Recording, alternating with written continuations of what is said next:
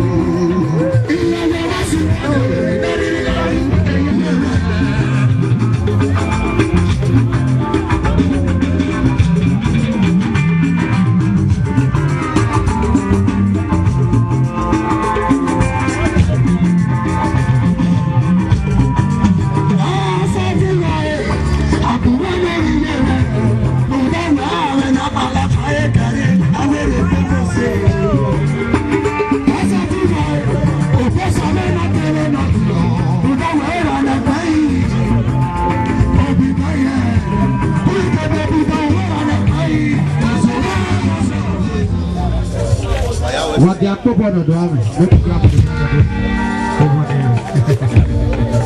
Yes. Ọdún where a pastor no wama pe.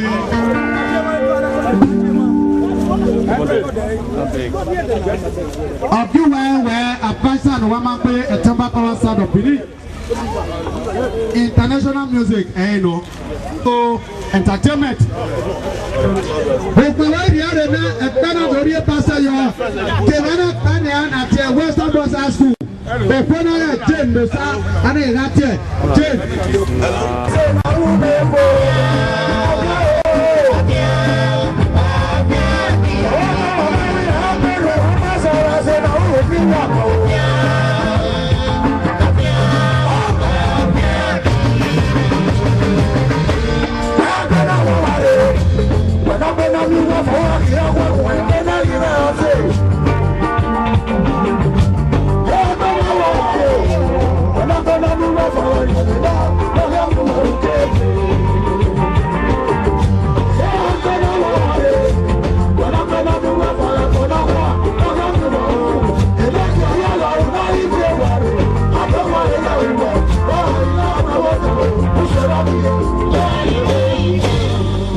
Ogidiga one of Osra, Akbeka one of Pinikidon.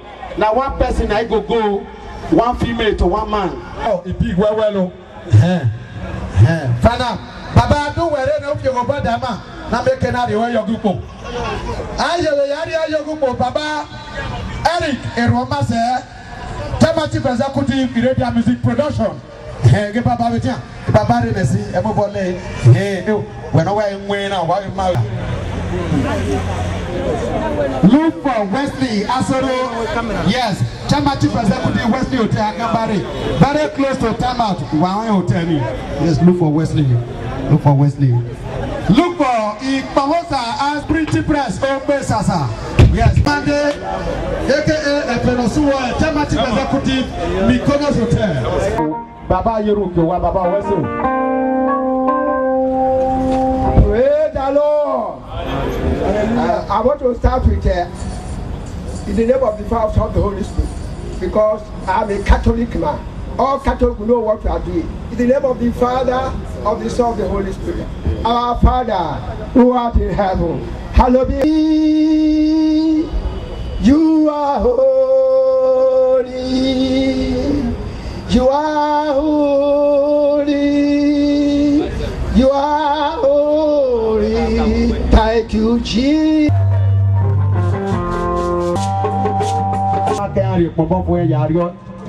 Nala obo bonia egbera wege ogere aki Friday edo noka o welu rebego yadoba eri mare pa edopagbe ugbara noka around the village on local government. What God has put together, let everybody put asunder. People are working as together. When I can't do together now,